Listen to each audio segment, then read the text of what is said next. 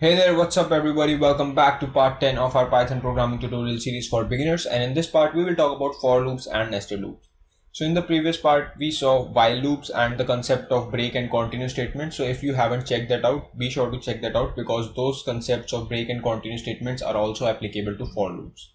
So for loops are a kind of loops that are used to iterate over a collection or a sequence. What we want essentially here is that we have a variable and we want to assign that variable sequentially or one by one to each of the value of that sequence or a collection. For collections like lists, sets, tuples, we will see how for loops can be used later in some other video. For now, let's discuss how for loops can be used with a sequence. So let's say we have for I in range 5, print I. So a note on syntax here is that for and in are the keywords associated with the for loop, and I here is a variable name. So you can have something like IB or something, any name you can have. This is a simple variable which can then be used inside the function. And this variable gets its value sequentially from a sequence. So range 5 gives us a sequence from numbers 0 to 4. And thus IB, or basically if you want to have I over here, I will get a value 0, 1, 2, 3, 4 sequentially, and then we will print those values. And whatever is indented, basically shifted to the right, is part of the for loop, and whatever is outside, or basically again aligned with the same for command, this is out of the loop. So let's try to run this function and see for ourselves. I've named the file as tutorial10.py. So you see, we see numbers from 0 to 4 and then out of loop gets printed. One thing I want to mention over here is we can have our end as space. So currently whenever each print command is called, we go on to a next line. Suppose we want to stay on the same line. In that case, we can use end as a space. And then each of our line ends with a space, and then when next print command is called, it will be printed in front of it. So if we run this, we get something like 0, 1, 2, 3, 4 out of loop. And if we want to print out of loop in the next line, we can simply add an empty print statement over here, and out of loop gets printed in the next line. Now let's discuss about range function in detail. So let me comment this first, and we have range function basically has three attributes to it, that is start, stop, and step. So start is something which will be the first number in the sequence that range function gives us, and stop marks the end of the sequence, and it is never the part of the sequence. So in this case also, like we have 5, so we did not see 5 over here. 5 can never be a part of the sequence. That is just how the function works. We will see more from examples. And step is something that is the increments between each successive value. So in above case, we have the successive values difference by 1, because the default value over here is 1, and start has a default value of 0. Now let's see how range function can be used. So there are three ways range functions can be used: range stop, range start stop, and then range start stop and step. So we already saw what range stop does. It basically gives you a sequence from 0 to stop -1. Range start comma stop gives you a sequence from start to stop -1, and this syntax of range start, stop, and step gives you a sequence from start to stop -1, but with increments of step. Now in these two cases we do not have a step, so basically we take the default value of step as 1, and that thus we generate each value in that range. Like if we have over here, we generate 0, 1, 2, 3, 4 because the default increment value is 1. In this case, increments value will be decided by this step value. So it is also possible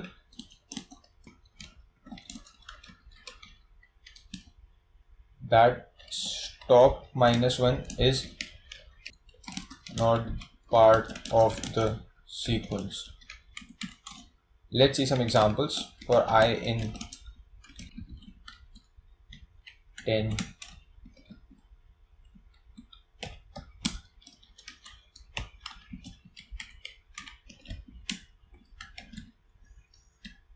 When we run it, so we get numbers from 0 to 9, which I already explained. Now let's have range from 3 to 10. In this case, when we run the function, we see our range start from 3 because now we have added a start value of 3 and it goes up till stop minus 1. We have stop as 10 and maximum value is thus 9. Now let's add a step. Let's say we have a step as 4. In this case, what we get is 3, 7. So after 3, the next value will have an increment of 4. And in this case, 3 plus 4 is 7. So in this case, we also see that 9 is not part of the sequence because when we increment 7, let's say we add 4 to it, then we get 11 and which is greater than equal to 10. So that does not get printed because the maximum value in a sequence should be smaller than the stop value. That's why we don't get it. Now on the other hand, if we have 3 over here and we run this, we get 3, 6 and 9. Each successive value is 3 greater than the previous value. And here we see 9 is the part of the sequence because 3 plus 3 is equal to 6 and 6 plus 3 is equals to 9. And now if we just for experiment's sake want to do something like 2, 10, 2. So we see we get 2, 4, 6, 8. We do not get a 9 and we do not get a 10. We cannot get a 10 because 10 can never be a part of the sequence because it's a stop value. Till now we have discussed how to increment in a positive direction. Now let's see how to decrement in a negative direction. So we want to have something like for I in range, we want to go from 10 to 1. For that we need a negative step value. So let's say we have minus 1. Then we print our I.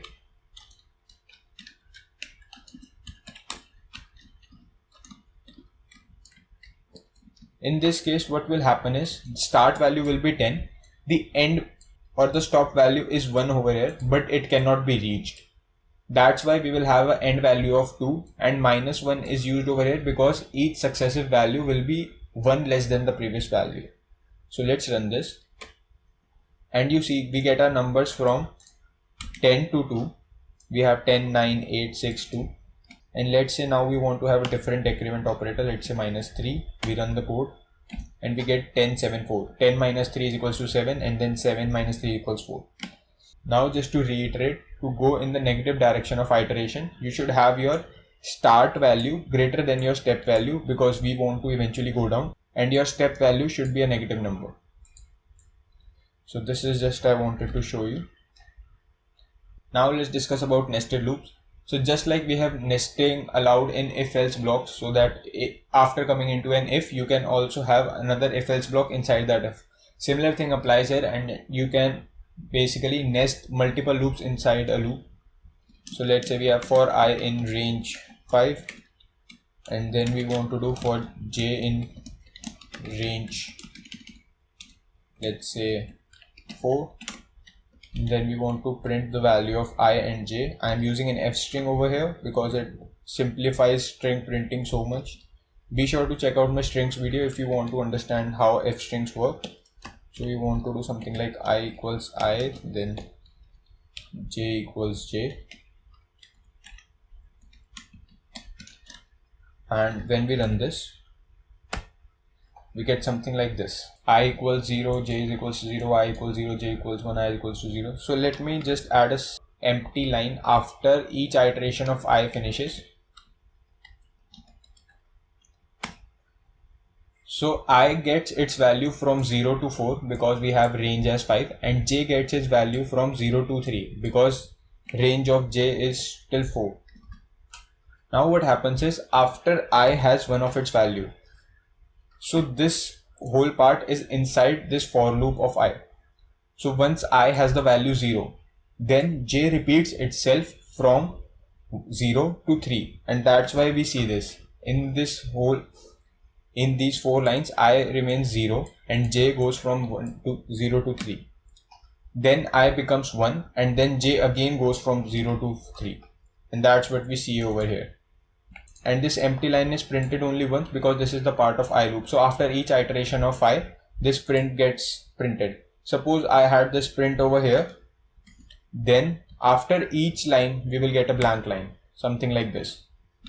But we want this empty line to be a part of the outer loop, and that's why we have this different indentation. So indentations are very important in Python and must be taken seriously. Now one thing to note here is that I am using a different variable over here. I am not using I over here, because if I use I over here, this I will be overriding the value of this I. And if I just want to print I over here, you will see what I mean. So you see I gets printed to 0, 1, 2, 3, 0, 1, 2, 3, 0, 1, 2, 3. I's value is never touching 4 because this I, the inner I, is overriding the value of outer I. And that's why when we print this I, will be the inner I and not the outer I. And that's why you should always be careful to use different variables for a nested loop. Before proceeding with the exercise, let's just first also see how we can use break statements with the for loop. And suppose I want to do a similar exercise that we did in previous video, that we want to print squares of numbers only up till they are smaller than 1000. We can write that using something like for I in range 100. Then we have our square as I star I. Then if square becomes greater than 1000, then we just break out of the loop, and otherwise we print square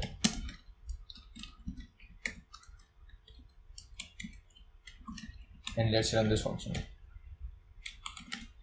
So you see we get our squares from 0 up till 961. So this is the square of 31, and post that the square of 32 exceeds 1000, and that's why it is not printed, and we come out of the loop at that point. Now if we just want to get squares from 1 to 1 onwards, then we can have 1 over here, and our sequence will start from 1, and that's why we see the square of 1 as the first number. Now, having all the things that I wanted to discuss in this video, let's jump to our exercise. So this is your exercise. You have to take two positive integers from the user, that is n and m, and then you have to generate multiplication tables for numbers from 1 to n, with each multiplication table showing m multiples. So let me show you with an example to get a better clarity at this.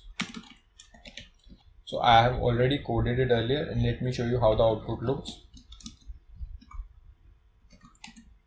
So we enter n as 5, let's say enter m as 7.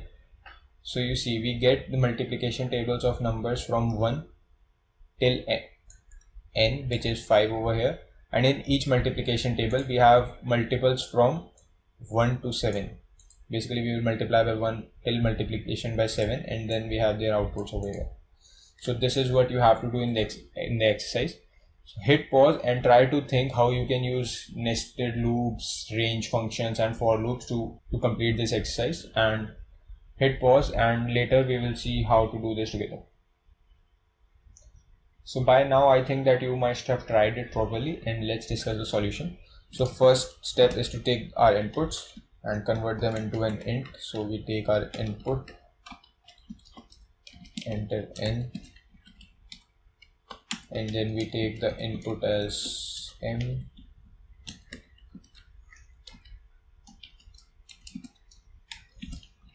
now let's write a loop for I in range n. Now if we have range n, then our tables will be printed from 0 to n minus 1, but we want to print them from 1 to n.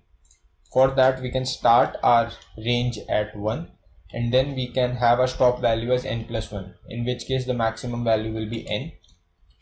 For j in range 1 to m plus 1,